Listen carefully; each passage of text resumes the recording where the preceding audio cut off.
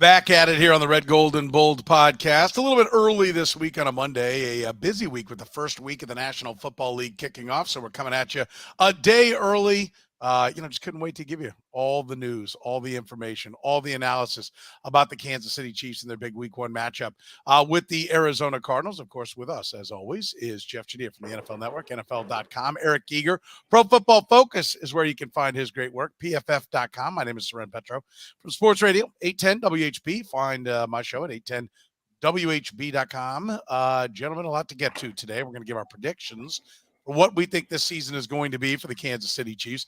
Some bold, that's a record I'm talking about there. Some bold and daring predictions. I don't know how many. I got as many as you want to go. However deep you want to go, I can rock and fire. Whether it's just one big one, or multiple ones, I'm ready to go with any kind of predictions you guys want to fire out there. We'll talk about the Blake Bell injury. What does the Belldozer being down mean? Or Gray and Fortson ready to fill in. Just the actual matchup, keys to the game, and maybe a prediction on the Chiefs and Cardinals. Also, the 53-man roster. There was an all NFL 53-man roster. I thought CBS Sports did, which I thought was interesting. Always interesting to see where the Chiefs land. We'll talk about that a little bit if we've got time, but let's get right to it. Eric, you want to lead us off? You're the numbers guy. You're the mathematics major. Chiefs record for this year, 17 games, remember. 17 games, Eric. Okay, this new fangled NFL of ours. What do you got for the Kansas City Chiefs in 2022? I think for the first time in the Patrick Mahomes era, they will win fewer than 12 games, but not that much fewer. I like them winning 11 games and losing 6. Okay. Why? I mean, they have, I believe, the second hardest schedule in the NFL per our numbers at PFF. There's going to be and it starts out difficult, right? Like it starts out with, Chargers, Tampa Bay, teams that are, strong. It finishes easier than it starts, but it's just a tough road. I think they'll be a Super Bowl contender. I think that the playoffs will be a lot of fun. I still think that they should be favored to win the division, but I think it's going to be hard for them to win the 12 games again. And so I'm going to be a little tempered in my expectations for them, but not by much. I mean, 11-6, if you're an 11-win team in this AFC, you're a good football team this year. Okay. I'm going to go next because I think everybody's waiting on Jeff to drop a bomb on the Kansas City Chiefs and where they're going to go. And I've run this schedule. What I usually do, my means is to, pick it game by game and then drop it a game, right? I tend to do fairly well with that. If I just, if I come out 14-2, make it 13-3, that tends to be pretty active. I went through this time 13-4, so drop it to 12-5. But I too was like, this run's got to be over, right? Like at some point, it can't just be that easy. So I wanted to find my way to 11-6, and then I came to my senses and I realized, you know what? I've been doing this for a long time, and that has worked really well for me. So why am I going to mess with what ain't broke? I fully expect, with Jeff looming in the wings behind me, that I am going to be Captain Optimism here. I'm going to take the Chiefs. I thought maybe Eager would say they're still the strongest, they're still the best, and he'd be at 12-5, maybe even 13-4. You can put me down. I am going to go 12-5 for the Kansas City Chiefs. That tried and true method has not let me down in the past. I don't expect it to let me down this time, so bring it on. So I'm curious, before I give my record, like, so what games are they losing? What games do you guys have them losing? Well, I think to some degree that is a little bit of not the question. The question is a fine question. I think it's a very valid question. But I think if you're predicting a record that way, that's a little bit of a fool's errand, right? Like I don't think, like the idea is to me to not necessarily get exactly what games they're going to lose. It's just to get a feel for the season. I mean, splitting with the Chargers, maybe splitting with the Broncos. I would say that at the Bengals will be tough, although I see that as a revenge game. I actually have them winning that game. in my list. I think the Rams game will be tough. At the 49ers will be tough. The Bills will be tough. I think you can line up all at the Bucks will be tough. Colts will be a challenge. You can line them all up, but they're not going to do worse than 500 in those games, are they? And so whatever you've got them winning, they should win. And worst case scenario, they should be 500-ish in the tough games. You don't see it that way, Jeff? No, I think they have a tough schedule. I have them at 10-7. So I'm 2 games behind you and 1 game behind Eric. We're kind of all in the same ballpark for the same reasons. I think that the first half of the schedule is incredibly difficult for a team with a young defense. And so to me, it would not be surprising to see them sitting where they were last year at 3-4, maybe 4-5, whatever you want to call it, which I think is a tough road to go to get to 11-6 and 12-5. They're still a good team, still a team that's going to make the playoffs, still a team. I wouldn't go so far as making the Super Bowl, but I think you're a contender if you have Patrick Mahomes and Andy Reid. But I just think that I just can't see them going through all those quarterbacks with a young defense and really coming out of that. I think they have to get to 12-5. This is my logic. To get to 12-5, they have to be coming out of that first half of the season at 6-2, 6-3. I just don't see that happening. Okay. Let's turn it around on you. What games are they losing in your mind? I think let me pull it up here. You've got 10-7. Yeah. I think the games that they win for sure, obviously Jacksonville, obviously Seahawks, Houston. I think those are the no-brainers. Tennessee's not a no-brainer. I think, well, they haven't beaten Tennessee in the last couple of years, right? Well, they're not playing 3 years ago. Whoa, you're taking the Bengals to as a loss because they lost to them twice last year. I said they would be difficult games, and I said that they'll go 500 in these games. I don't have any. I think that, guys, can we talk about the futility, I think, of this exercise? We go back to 2020. That was a team that went 14-2. The 2 losses were both at home, one against the Vegas Raiders, a team that was a 500 team, and one against the Chargers in a game that the Chiefs were, by the way, Kauffman Stadium, great. I can't imagine the baseball being boring enough to watch us, but good on you.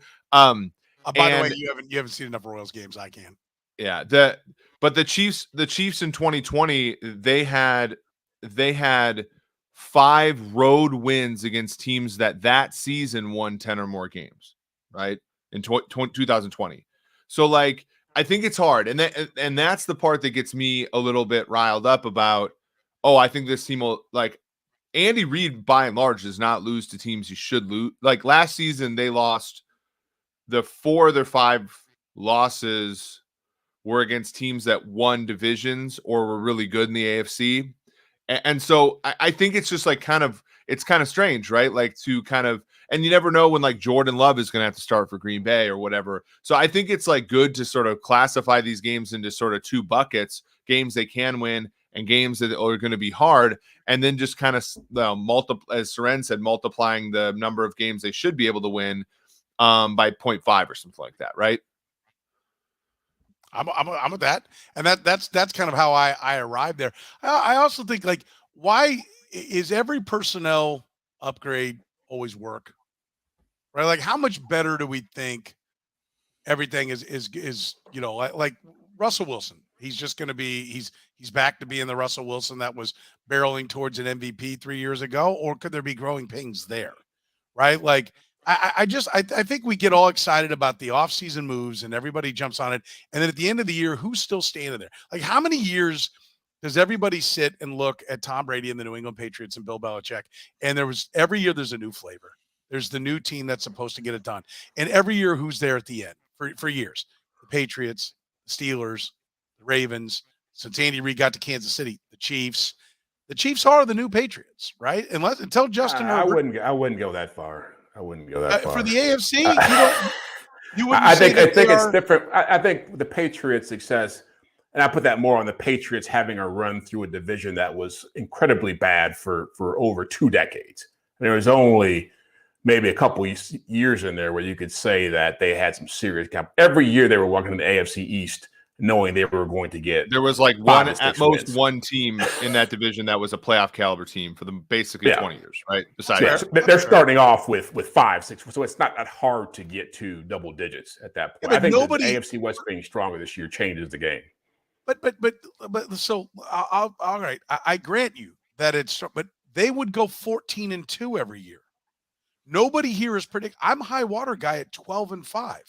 That's pretty much factoring in being the Patriots and playing a real divisional schedule. That's what that. Where are they going to go in the AFC West? What are they going to go in the AFC West? Probably 4-2. They're gonna go 4-2 in the AFC West. So you're saying, well, what the Chargers, the Broncos? What's that? What do you? I think 3-3 at best. 3-3 at best. At best, I don't see Jeff, they're going to be favored in all those games. So. I mean, that's okay. That's a bold. That is a bold prediction. Right? They were favored against the Bengals last year. They were favored against the Titans. By the way, we're about to get. What does that mean? Hopefully, you can actually. By the way, if you go to DraftKings Sportsbook, you can bet on the number of divisional wins each team has. I wrote an article about that last week. I believe the Chiefs are lined at 4 per Petro. It's funny. Petro used to be he used to bet a lot more than he does now because he was absolutely right about that number. I'm starting back up now that we're legal in the state. So, but I the sticky wicket for Jeff's point is that they might be resting people in week 18 and they might lose that game to like whoever. I can't remember who they're playing week 18.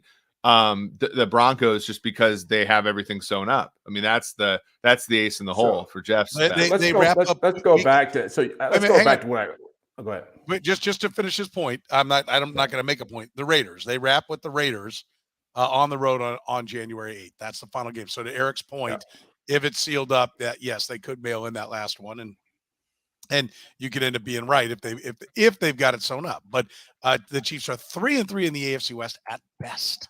I love it. Bold. Go ahead. Well, after the point you're making about upgrading, it's like you guys are betting on the Chiefs defense, which I think will be a good defense at some point, but you're betting on a bunch of guys who, a lot of whom haven't even played in the NFL, or at least played up to expectations in the NFL, being better than Khalil Mack and J.C. Jackson and these guys going to the Chargers, or Russell Wilson, who's been a top quarterback in the NFL for the last 10 years, not making a difference in Denver. That's where I think the logic is skewed. Now, if you want to go that route, I'm all for it.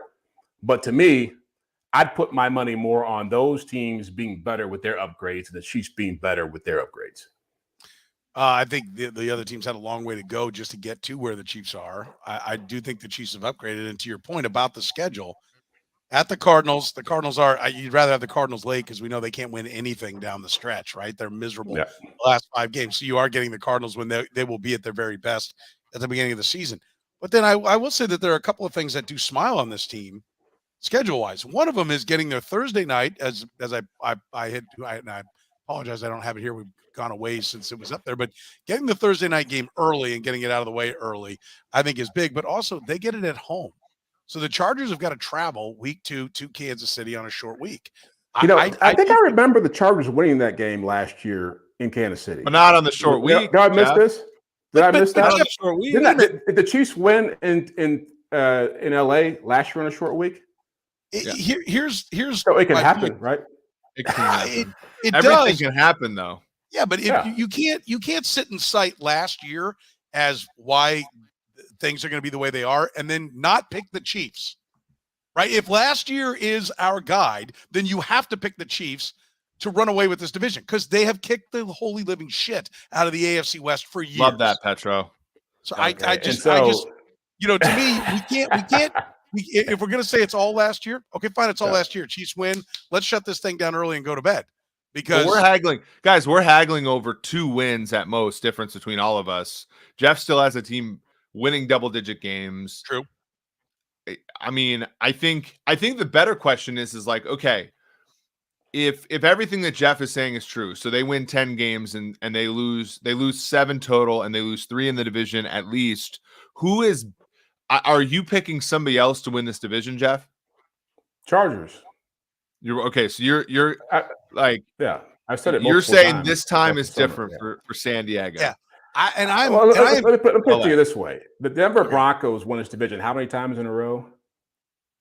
Once they got Will Manning, they won it. Yeah, exactly. How many times did they win in a row? 4 or 5 times. 4 years in a row. Yeah. So if that 5th time we said, "Oh, Denver's winning it," and Kansas City ended up winning that year, right? We would have been like, "Oh, there's no way Denver can't." At some point, you stop winning it. The Patriots didn't win the AFC but East Denver every year. Denver retired Peyton Manning and moved on to something called Trevor Siemian. That was a little bit of a change. But that's the whole point. Things change, right? Yeah, right. But I don't think I if the Chiefs were moving on from Patrick Mahomes to the much discussed Shane Buechele, I would also pick the Chargers. Yes, I would too. Listen, I will give you credit. Now, there are many that listen to this podcast and will just say, "Oh, it's just Jeff picking against the Chiefs." But I will give you mad credit if the Chargers win this division, and a lot of other people won't. But I will give it to you.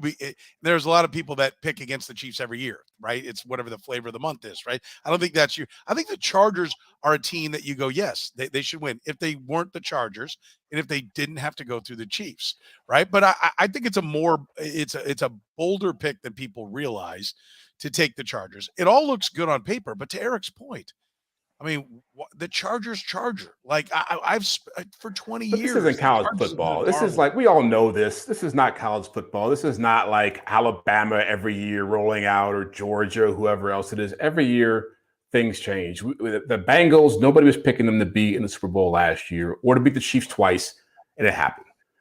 3 years ago, nobody was picking the Niners to be in the Super Bowl to make this run and beat Aaron Rodgers, and it happened. Well, that doesn't make your point, because everybody's picking the Chargers now. Oh, so I'm not making a bold prediction then. Well, no, but I actually am giving credit. I think there are a lot of people that just they hang their hat on the anti-Chiefs. They're the same people that would find a reason to not pick the Patriots year after year. And I think you've broken it down. I'm giving you credit. I'm just saying, if we go back to what everybody's saying, I think you just at some point we got to boil it down and say, okay, why is this team going to win? I'll say here's why. With all the improvements that have been made, did the Broncos get better? Yes. Did the Chargers get better? Yes. Did they get better than the Chiefs? Do they have better than Andy Reid? No. Do they have better than Patrick Mahomes? No. You think their roster isn't better than the Chiefs roster? If you went up and down their depth chart, you would say their roster is worse than the Chiefs have. I would defy you to make that point. For the Chargers? Yeah. Or the Broncos? Or both? The Chargers. Or both, really. Well, how much of this comes back to a debate we had early last year on this podcast. How much does Patrick Mahomes count? Right? Like it counts quarterback. You can have Mahomes, Kelsey, and Chris Jones. I'll take everybody else on the Chargers roster. Really? I think that's undervaluing Nick Bolton, who I think is going to be the entire offensive line for the Chiefs. Entire offensive line for the Chiefs. I mean, they have So the Chargers offensive line isn't good. They don't have Corey Lindsley. They don't have Rashawn Slater. They don't have guys who made the Pro Bowl on their offensive line. Absolutely. The Chargers are very good on paper, but now make it all fit. Why, but how many of those guys were there last year? They're here this year. They're here now. That's the whole point. They were there. Many of them, all but Khalil Mack, were there last year, and J.C. Jackson wasn't there last year in the postseason by the Chargers. J.C. Jackson, by the way, is not there this year to start the season, which is like a charging part of the discussion. But he'll be there week 2, right? Week 3. I guarantee he's playing week 2. What an ass! I mean, the whole point I'm making here is that it's very easy to say, "Oh, Mahomes and Andy Reid cancel everything out," when in fact it doesn't work that way. And in fact, I do agree that the Chargers. The problem I have with the Chargers is like they're in uncharted waters. They were where the Chiefs were in 19 when they were trying to, basically, capitalize on the, they failed in 18 to make and win a Super Bowl. Now, then from there they're trying to basically lean into the rookie contract. They got, Watkins and, they buy into Matthew and granted the Chargers went a little bit overboard. The question is is Khalil Mack any good anymore after, I think most people would say, sure, dummy, of course he's good. But there are questions that I think are interesting about every single team. I think with Wilson, it's about, is he going to be great in year one, or just kind of like what Rodgers was, which was certainly enough to win 13 games with Hackett in year one. But he declined in like almost every passing metric from the McCarthy era the first year. For Vegas is weak in the two most weak link systems in the league, which is offensive line and secondary. So I don't know if they're going to hold up over 17 games, given how difficult things are for them finishing in second place in the AFC West last year. And then the Chargers, it's just like, again, the question is you're buying into Herbert at the top of the market for him. And, they're shallow at wide receiver, one Mike Williams injury, and they're worse than the Chiefs there by a country mile. And offensive line is, they got Slater, who's great, who's the right tackle. And then in the secondary, again, like I like the Bryce Callahan signing, but again, we've seen Derwin James miss tons of time already. And we've seen JC Jackson already have to apply that same logic to the Chiefs. Apply that same logic to the Chiefs, because that's where it stops, right? But the Chiefs have already everything's going to go right for them. The difference, though, with the Chiefs is like they went 14-2 in 2020 with 60% of their offensive line out. They have had it, like they had injuries to Matthew a lot of last year. Willie Gay missed 4 games last year. Frank Clark stopped showing up for parts of the last 2 seasons. They've had all the stuff that Chargers fans always use as an excuse for why they can't get through the window.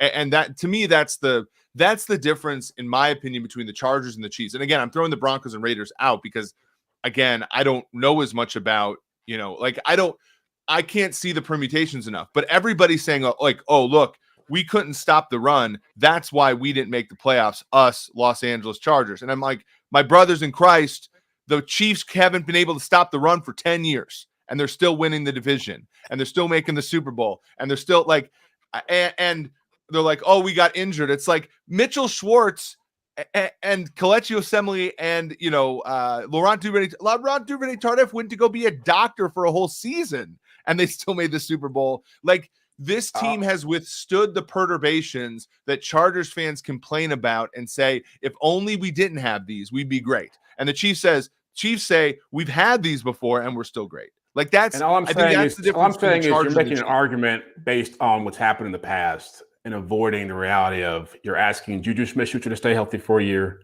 You're asking Marquez Valdez-Scantling to be something more than he's ever been in his career. You're asking McCole Hardman to be something more he's ever been in his career. You're asking Sky Moore to grow up in a hurry. You're asking the entire defense full of guys who did not play well for long portions of last year to deliver. There are questions here too. That's all I'm saying. Now, you can talk about 14-2 in 2020 or, Mahomes and this and everything else. But at the end of the day, it's like this team's got questions. And I think there are teams in this division that have fewer questions than they do, which is why I'm picking the way I am. Eric, the win total is 11.5 on the Chiefs, correct? That's right. So, I mean, the odds makers are saying that they're either going to go 11-6 or they're going to go 12-5. That's what the odds makers are saying, because they're saying that's. And the odds makers picked them to win a championship last year. They didn't do it. No. I think it's always the fallback. The odds makers are saying this. They could be wrong. Well, I don't like. I guess I don't understand why every piece that you throw out there is a legitimate reason for why they're not going to succeed, and everything we throw out there is debunked as, well, that happened. That was what they said last year. Like, are you calling for the Broncos to win the championship? Are you calling for the Chargers to win the championship? I'm saying the Chargers have a better chance than the Chiefs and the Broncos to win a championship based on the roster. All I'm saying is, if I'm going off what's on paper, I like what the Chargers have. I like what Buffalo has. I like what the Rams have. I like what they have better than the Chiefs. I mean, the Chiefs aren't in the conversation, by the way. I mean, the Chiefs are certainly one of the top 5 teams in the NFL right now. It just means I'm not going to go out and say that they're going to win the division or win the AFC Championship this year. Okay, so if we're to take the logic that you just put there from a standpoint of, okay, well, the odds makers had the Chiefs win, they didn't do it, right? The Chiefs have gone over every year Andy Reid has been the coach, whatever number they've hung except every year last year. Until last year. Yeah. And last year they missed it by 1/2 game by winning 12. Since Patrick, we're talking about picking the record. We can talk about what's going to happen when they go head to head with any of these teams in the playoffs. We're talking about picking the record right now. Since Patrick Mahomes has taken over as the starting quarterback for the Chiefs, and as was duly noted, missing a couple of games in there, and even not playing a game that they mailed in at the end of a year because they had everything locked up. The Chiefs have won 12, 12, 14, and 12. So there is nothing on the Kansas City side. Literally. I mean, we can talk about Tyreek Hill. If you want to say wide receiver is the most important. That's a big thing. Most important. But I'm saying they're really, since he's been there with Andy Reid, they've won 12 games or more. So really the only reason would be to be all in on the Chargers and say that they have gone from being a team that can't make the playoffs. They've made the playoffs. They've made the playoffs. Last year they did not. They made it 2 years ago or 3 years ago, whatever it was. Not with just the Chargers have made the playoffs once since 2013. They made it the first year Mahomes was a starter, right? Yeah. They tied the Chiefs with record, and then the Chiefs got a random tiebreaker. Yeah. But and then they got Phillip Rivers 2 years ago Rivers as the quarterback.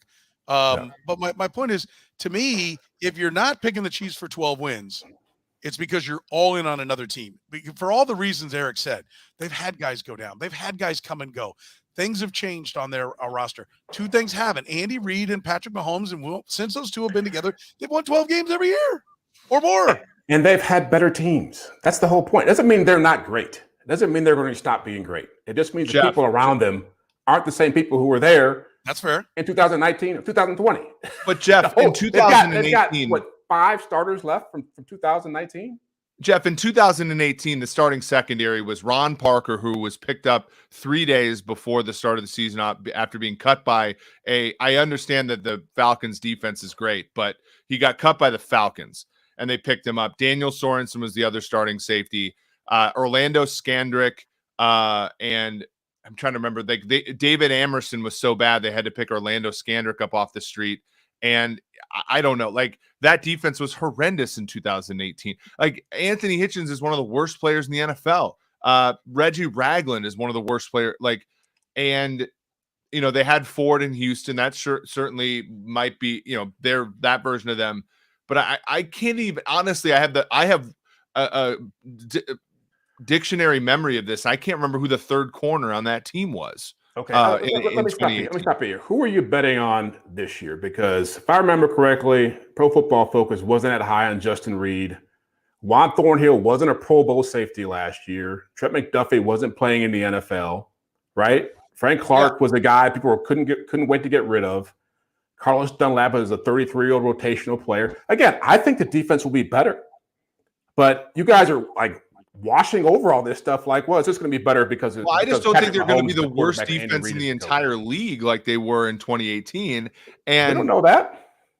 I mean, we don't know that, right? Well, then we don't know that they won't be. If you're going to say that, Jeff, then you don't know that they won't be the number one scoring and yardage defense. I would agree. I don't know. We're going to be asinine and say we don't know that they won't be the worst defense in the league. I do. I absolutely do. You can trust me. Yeah. They will not be 32nd in points allowed. They will not be 32nd in yards allowed. They were so piss poor in 18. By the way, a conference overtime in the conference championship game against the immortal Tom Brady with that piss poor defense. Let's keep that in mind. But I will tell you, they're not going to be that bad this year. And so playing you don't know that they won't be the worst. Yes, I do. Do you think this defense will be up to the task of handling Josh Allen, Tom Brady, whoever else they're facing in the first, Matt Ryan in the first, Justin Herbert? You think this defense will be ready to deal with that? I mean, they more or less were Steven Nelson. They more or less were in 2020. They were the worst defense. We were on this right now. We're talking about right now. We're not talking about 2020. We're talking about right now. But your point is that their defense could be awful, and that's why they'll lose. And Eric is saying it's been awful before, and they still won more than 12 games. I'm saying vulnerable. I'm saying growing pains. I'm not saying awful. They've been the most vulnerable, anything but Patrick Mahomes. Their receiving core, their number 2 guy last year was McCole Hardman for a lot of the year. They've been this, I get the whole, the Chargers might have a better roster. The Chargers might have had a better roster last year than they did. And it doesn't matter. I think the better argument for why the Chiefs won't win is that they're catching up to Andy Reid. that Mahomes is busy doing commercials and building houses and living the life. But that puts it all on. It's the Chiefs losing it, right? Like no one could overcome them unless they're screwing it up somehow. Is that what you're saying? Yeah, that that in hearing you throw that in my face, that's probably I'm giving you credit. I think that's a valid point that we're saying it's the only thing that can beat the Chiefs is the Chiefs. No, I think you can build a superior team. I guess I am more bullish on the moves they've made. I'm certainly more bullish on Mahomes and Reed than I think you are. Not that you think they suck. You don't. You think they're very, very good. But I still think Mahomes. No way Patrick Mahomes loses week 18 against the Raiders. Was that game at home? At home for the playoffs. It doesn't happen. I'm not saying. Here, let me say this a better way. So that's my point. That's why I say I'm more. And I know Patrick Mahomes is going to the Hall of Fame. You've said it. But I think he's even more superior to what you're doing because I don't think there's any way he doesn't beat the Raiders in that game, right? That's what that guy does. That he's better than Justin Herbert. Yeah, but he also had the AFC Championship game second half last year, right? That happened. It did. And that happened. And the point I'm making here is because I think what we're talking about here is you look at it like, or people commenting look at it like 10-7 is such an insult. In my mind, 10-7 is a pretty good record in the AFC this year in the way it's stacked up. I don't think any team outside the Buffalo Bills is going to win 12 or more games in the AFC this year. I think 11 wins will win the AFC West. I don't think you're giving enough credit to the fact that you're firing shots, right? Like it's not attacking the 10-7. I'm not attacking the 10-7. I think that's fair. I'm attacking you saying, well, they were supposed to win it all last year and they didn't. So the odds makers don't matter. And their defense, what if they have the worst defense? I'm attacking those things. I'm not attacking 10-7 at all. I think it's a fair, I think it absolutely could happen with one. So what are we arguing about here?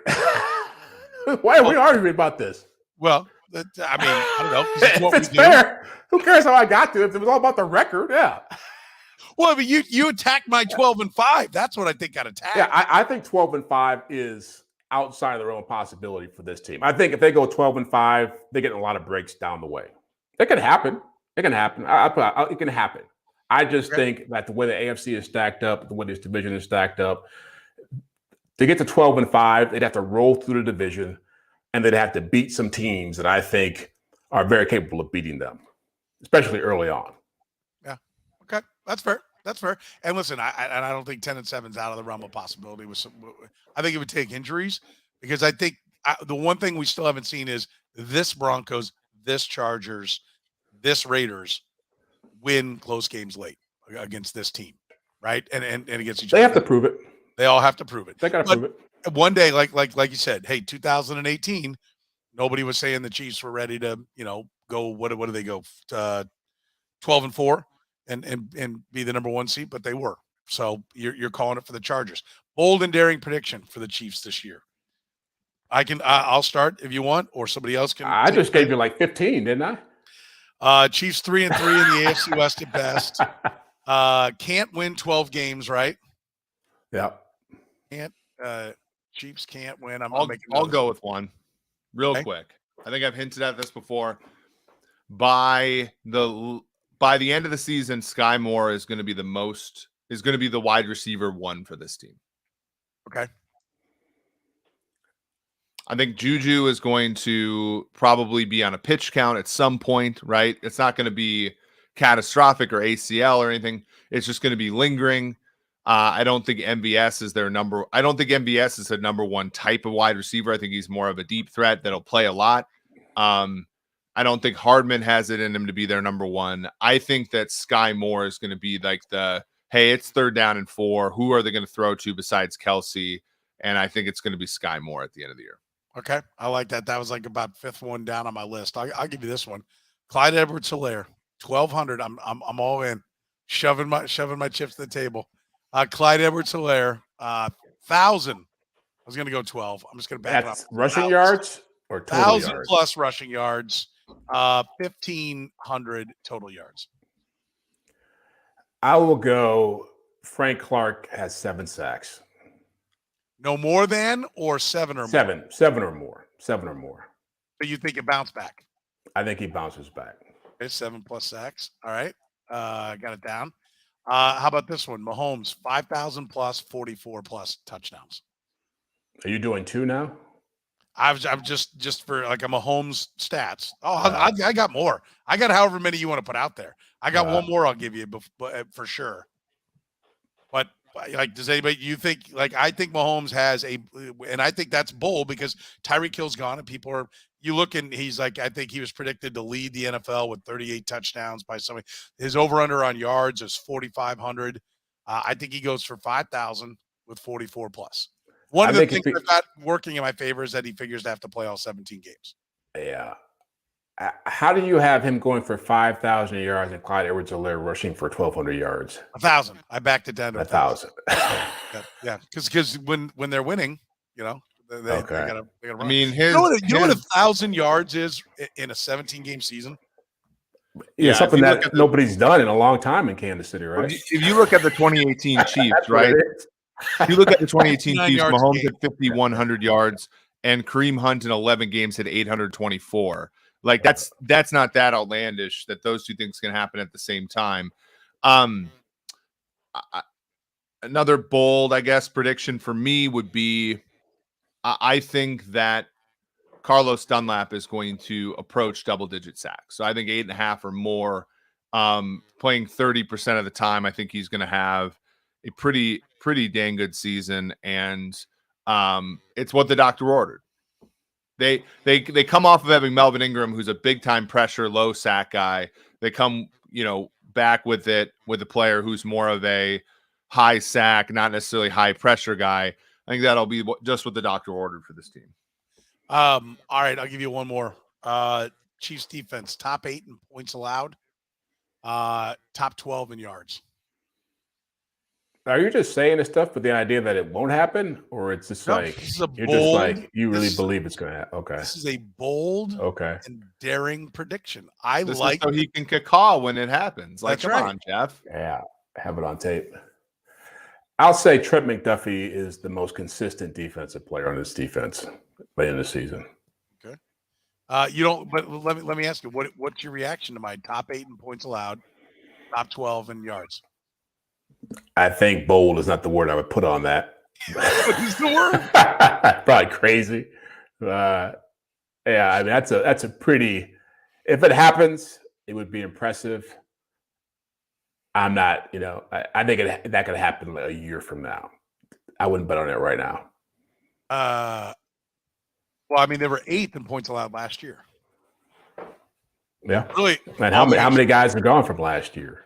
How many new starters they got? I mean, Dan Sorensen's gone. Anthony Hitchens is gone. Is this where I'm supposed to start shedding tears and worrying about you guys are putting a lot on Juan Thornhill and who are we thinking about? Bolton. Juan Thornhill is evidently better than Daniel Sorensen. Like we got it. Is he a great player? It's not about whether he's better. It's whether he's a great player. Defensive football is about not having Daniel Sorensen's playing. That is is my pitch to NFL owners. Defense is about not having Anthony Hitchens on the field. Well, I said it last year. I'll say it again. Those guys were playing for a reason, and Andy Reid was signing off on it for a reason. Well, I think I will tell you, and we had discussions about this, and I think we were all hearing certain things. I think there was an element of burning the boats behind Steve Spagnuolo. Like there were guys that they're not going to be here. You're not going to be able to put them on the field. And I do think that's an Achilles heel for Steve Spagnuolo. I like him as a defensive coordinator, but Anthony Hitchens is not on a roster. He tried out on August 2nd, I think, for the Saints. Nobody wants him. Like that is. I'm not defending him, by the way. No, I know, but I'm just saying that's how big of an upgrade I think Nick Bolton is. Like I think they're monumentally better at the mic. Willie Gay Jr. I think Chenal, I think athletically, they're significantly better at the linebacker spot. I agree with you. I think there will be times that they miss Tyrann Mathieu. They will be burnt at times. And I think Tyrann Mathieu made those guys, Hitchens and Sorensen, better players or made them more acceptable players when he was playing at a higher level. No, he didn't. They won a championship with him playing, with those guys playing. I think that was those guys were playing when they won a while championship. back. I don't think last year that was true about Matthew. And I don't think, and if we're going to talk about the grades of Reed, which was god awful, I mean, he was not good at all, according to Pro Football Focus of Houston, which is something to watch. We're going to find out, is that more about Houston and their dysfunctional nature, or is that more about, just him? We're going to find out this year. But Tyrann Mathieu didn't grade well either. Right? Like now I'm talking about 2 years ago when they were winning a championship and going back to Super Bowl, when he was playing at a high level. Sorensen and Hitchens were not people weren't complaining about them, right? They started complaining about them last year when Mathieu wasn't playing at a high level. Yeah. I mean, he was no longer able to cover up their mistakes because he couldn't get from A to B anymore either. So, where do you have the defense coming in? What do you think they're going to be then? I think middle of the road. I think they'll probably be 15, 16 points allowed, probably same in total yards. So worse, significantly worse this year in points allowed. I think it'll be worse, yeah. But I think not because they don't have better athletes, because I think they're going to go through growing pains. They have a lot of guys who have a lot of questions and a defensive coordinator who's not going to be able to throw his pitches the way he used to. It's a lot of things to figure out along the ways that are going to affect that. Okay. Offensively, Blake Bell is out. He's going to be out for 4 games at least. Is Gray and Fortson, is that enough to fill in for this team, Eric? Do you think that, they're okay, or is that more significant, especially if you're a jackass like me and going to predict a 1,000-yard season out of a guy who's been a monumental disappointment? Is this a bigger thing, both in the run game and just the experience at the tight end spot? I think their second tight end is Nick Allegretti at this point, right? Like, and I think that might be why they kept more offensive linemen than all of us expected. This is just the way it goes in the NFL sometimes. Like, there aren't that many, tight end type players who are good enough blockers. So I think it's Nick Allegretti. Yeah, I do too. I think in any short yardage, Nick Allegretti is going to be out there in the short term. And that's how they'll make do and get by. What about in the passing attack? I mean, are we okay with those two being, Jeff, the guys that come out there instead of, Blake Bell, or does it even matter? I mean, presumably there's more importance on them because you don't have Tyreek Hill. So you would think that everybody's going to have to do more. Yeah, look, I think it helps them. And I've said this before. It helps them in the red zone. It gives them bigger targets. I think that's always been something that was underrated about them. As a red zone team inside the 20-yard line, it was harder for them to score just because they had to rely on more gimmicky stuff and not just throw it up to a big guy and have him make a catch or giving Mahomes more targets down there. I think back specifically to the second half of the AC Championship game when they were inside the 20, inside the 30, and he's scrambling around. It's harder to find guys who are 5'10", 5'9", 5'11", whatever, versus guys who are 6'3", 6'4", or 6'5". So, and they have confidence that they'll make a play for you. So, yeah, it looks like they're going to utilize those guys more. I'm not. Look, Blake Bell to me is not some huge loss. I think they can survive without him. He doesn't really change the game for me in any way. I think he's useful in the role he plays, but they've got plenty of things to go to make up for him not being around. Eric, any chance that Fortson or Gray emerges and the Blake Bell part, we realize not only what Jeff's saying, like it's not that big a loss, but that maybe a little bit of Steve Spagnuolo forced to play other guys. I mean, we saw Fortson have 2 touchdowns and it's preseason football, but athletic guy, tall guy, long guy, around the goal line. Is there any chance that, the Fortson era begins now? Yeah, and I think it's the way it's going to be. There are going to be downs for this team where they have to play, 2 tight ends as if they're, trying to make sure that they're going to be able to run the football, and then there are going to be downs where they play 2 tight ends. I mean, they played 2 tight ends in the last play of the season, right? Like when they were trying to punch it in against Cincinnati, last play of the regular, in regulation, basically, when they were trying to punch it in against the Bengals, like that, I think Fortson, I think, Gray are going to be the players in those situations. If they can mix it in as blockers, sure. I think Michael Burton's on the team so that they don't feel like they have to, though. Yeah, no doubt. Let's talk about the game against the Arizona Cardinals.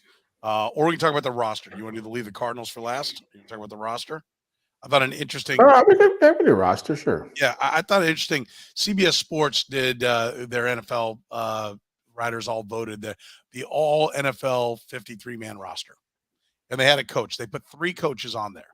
That was interesting. Andy Reid got the most votes.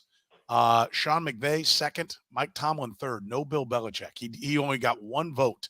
And so who was voting? Who was voting on this? Just the CBS NFL writing crew. Okay. Like they all had it. This is what they came up. I thought that was interesting that Andy Reid was voted the number 1 coach. Anyone got a dispute with that? No. I mean, you could. I mean, look, you could Mike Tomlin, Harbaugh. Who I don't know how they're picking it. What their criteria is for that. So they're picking. They said you get 3 coaches, and so everybody put down 3 coaches. Okay. And Bill Belichick was only listed on 1 ballot. Andy Reid had the most. I think he was listed on 6. Okay. So that's how. So who else was on there? Who else was listed? The top 3 vote getters were Reid, McVay, Tomlin. Yeah, I mean I could see all 3 of those guys getting votes. Quarterback voting: Herbert, Mahomes, Allen. Herbert number 1. Lose your mind, Eric. Go for it.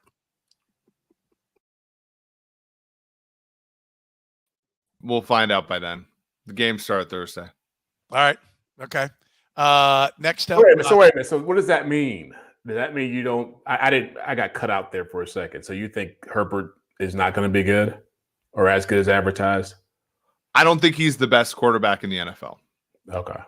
Yeah. No. I think that's a little bit of a stretch on where that came about. But people wanting to catch the star rising up. Patrick Mahomes was being called. Well, I remember, are they saying he's the best quarterback or he's going to have the best season? Let's make sure we're clarifying it. I think there's a difference here. Yeah. They're all 53, and I'm not sure what's happening with the yeah, exactly. We're playing musical chairs right now. They're screens. The all 53 makes for entertaining. The all fit it was just them picking their all 53, and based upon where the votes were, Herbert got more votes than Patrick Mahomes did. So he was 1. Mahomes was 2. There's no Tom Brady. There's no Aaron Rodgers. Kelsey was number 1 tight end. Creed Humphrey was the number 2 center behind only the Chargers' Corey Linsley. Joe Tooney was in others receiving votes at guard. Chris Jones tied for 4th amongst defensive linemen with DeForest Buckner. Aaron Donald, Jeffrey Simmons, Cam Hayward were 1, 2, and 3. Those were the only Chiefs that were mentioned. To your point, Jeff, on the roster, did they get it right for the most part? We can argue, but I think it's interesting. Herbert, I think, coming in over Mahomes is and frankly coming in over Aaron Rodgers. Josh Allen is ridiculous too, by the way. Yes. So Josh Allen's better than Herbert. Yeah, and so I think that's interesting. But the consensus, they have it as they've got one of, if not the top coach. They've got one of, if not, the second best quarterback. They've got the number 1 tight end. They've got the number 2 center. It was very close between him and Linsley, by the way. Tooney of note at guard, Chris Jones along the D line. Nobody else mentioned anywhere on and being basically an all NFL 53. Because like when you do the all pro, you're talking about just starters. This is putting together a whole. So this is going a little bit deeper. Is that to your point? You were talking about the roster. Because I think that Nick Bolton at the end of the year is gonna be in a conversation for some folks. Over who?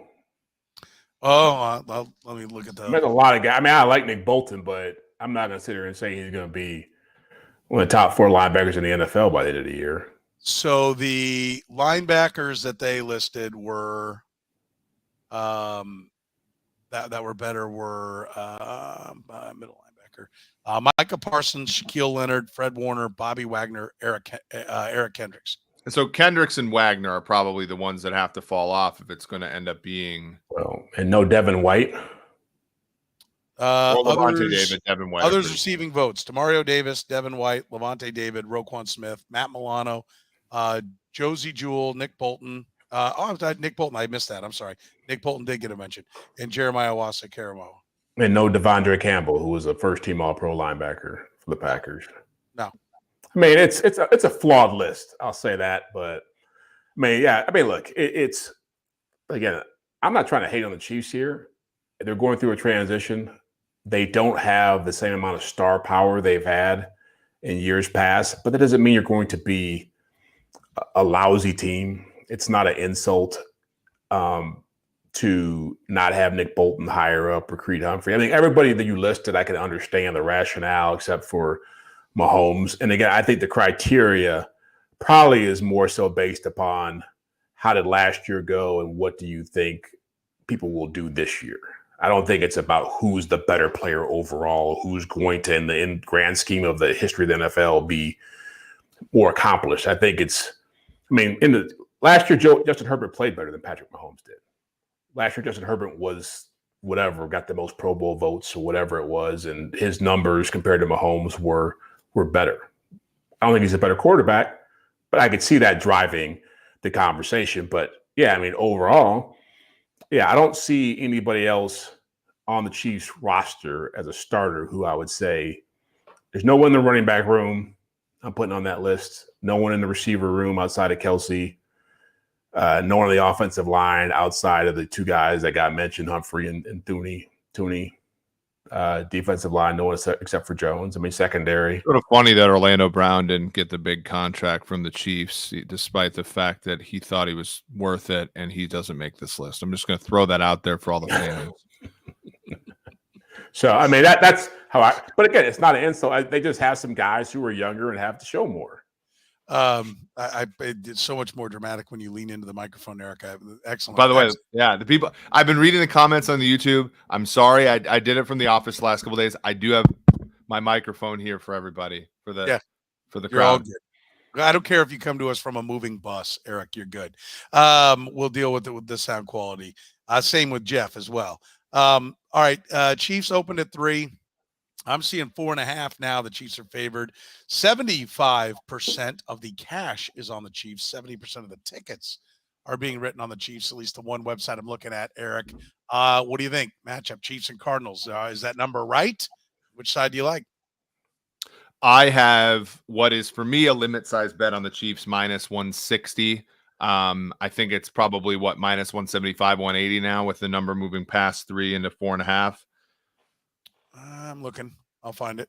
Go ahead. But so you like the Chiefs? So I like the Chiefs in this one. Here, a few things for me for the Cardinals that, look, Vance Joseph did a wonderful job last year. I mean, when you look at the personnel that they had defensively, they lost Malcolm Butler early in the season. Byron Murphy had been really struggling early in his career. Safeties, you have Baker and pretty good, but not great. And then you drafted 2 linebackers in round 1, Isaiah Simmons and Zaven Collins, neither of whom have really played well. You don't really have much in the way of a run stopper on the interior. And you depended on Chandler Jones and JJ Watt to get pressure. Watt was almost always hurt. Now, corner is still a problem for them, right?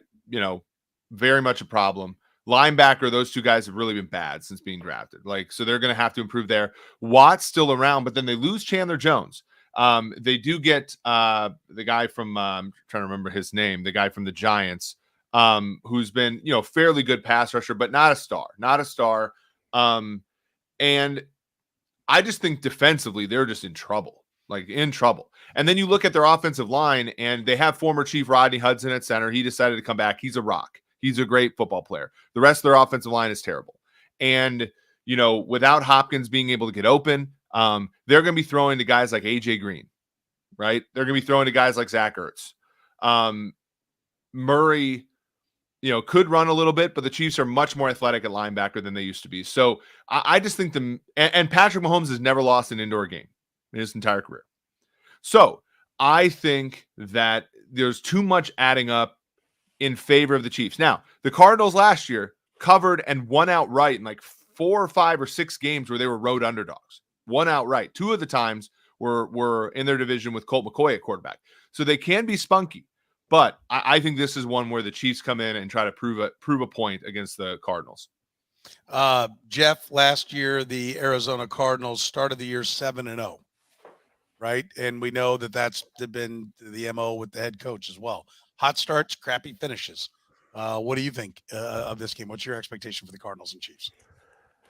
Well, I think Eric's right. I mean, defensively, they had one of their cornerbacks, is dead, Jeff Gladney. Tragic offseason deal. And, they brought in Trayvon Mullen. They had another guy go down. banged up. So yeah, their secondary is certainly going to be. If you're a team with a new receiving core coming in, you want to see this kind of secondary. Their defensive front, their pass rush is sketchy. Although Marcus Golden, ex-Missouri Tiger guy, can fire it up a little bit. He can make some things happen. I think he had he's had a 10-sack season in his career. I don't know if it was last year or whenever it was, but he's shown up when they needed pass rush. But the wild card here, the Chiefs should win the game. The wild card here is Kyler Murray, just because historically the Chiefs have not played great defense against mobile quarterbacks. And if he's out there running around, making plays, doing things off script, it will be an interesting scenario.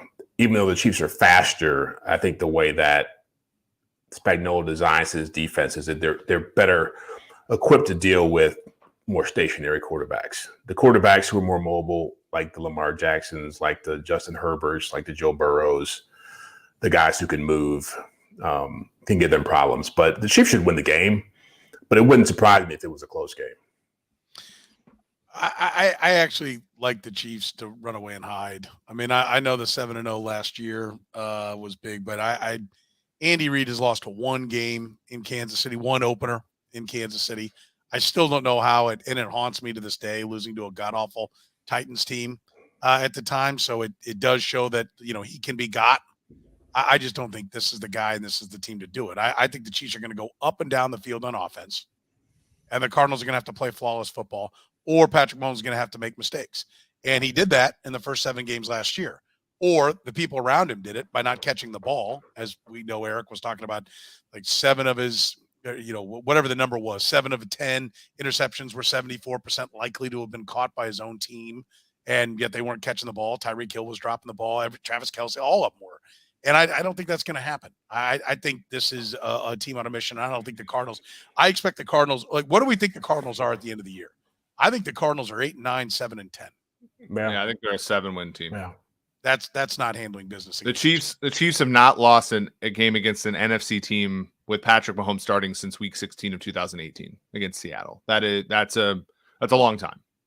They've played every division in the NFC since then. I do think they're more equipped to handle Kyler Murray. I think he'll get his, but I think at some point he's going to have to get his through the air, and that's where the secondary gets a test. To your point, Jeff, we're going to find out. Young guys.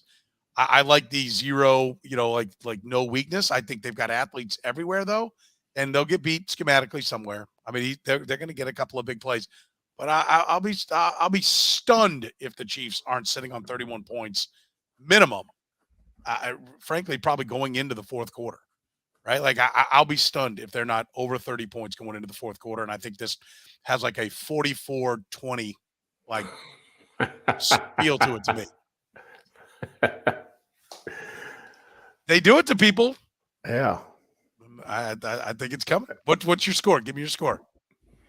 I'll take 37-20 Chiefs. I don't think Arizona is going to play that style of football. I think they're going to try to slow it down. I think it's more like 27-17. Okay. Eric? Yeah, you have the total right. I think 34-20. The total 53.5. It's the highest over-under of the weekend. So I think that plays to that number a little bit. Yeah, do you like it over or under? I if anything, over. I just think there will be adjustments for the Chiefs defense to make. I do think Kyler can bring the thing back from the dead a little bit sometimes. And I think Patrick is going to try to put up 40, 50. Like I don't know if we're properly pricing in how dialed in he's going to be based upon how he finished last year. But you guys know this. This isn't college football. They're not going to go out there and sit around and say, hey, let's throw the ball over our heads every 5 minutes. They're going to play conservative. They're going to force them to move the ball 14, 15 plays. They ain't scoring 40 points. They'll win easily, but they're not scoring 40 points. I think there's a shot. I think there's a shot. I mean, 40 points is a lot in the NFL, so I would never be like they were scoring. That's 40. what I'm saying. Yeah. But that's why yet another bold and daring prediction. I think they'll be looking at it. I think they'll be looking at it for sure. All right, that's going to do it for us. Can't wait to break down the first game of the season. We are certainly excited to bring you the Red, Gold, and Bold podcast all year. We're doing it on a Monday. Normally, we're Tuesdays at 9 o'clock. You can catch us if you're catching us via the podcast right now. You can get us on the stream live Tuesdays, 9 p.m. Central. And, of course, hit that like button, subscribe button, the love button. Does wonders for us. Don't cost you nothing. We would appreciate it if you would do that. So for Jeff Chadiha from the NFL Network, Eric Eager from Pro Football Focus, my name is Soren Petro from Sports Radio 810 WHB in Kansas City. Thanks for joining us here on Red, Gold, and Bold.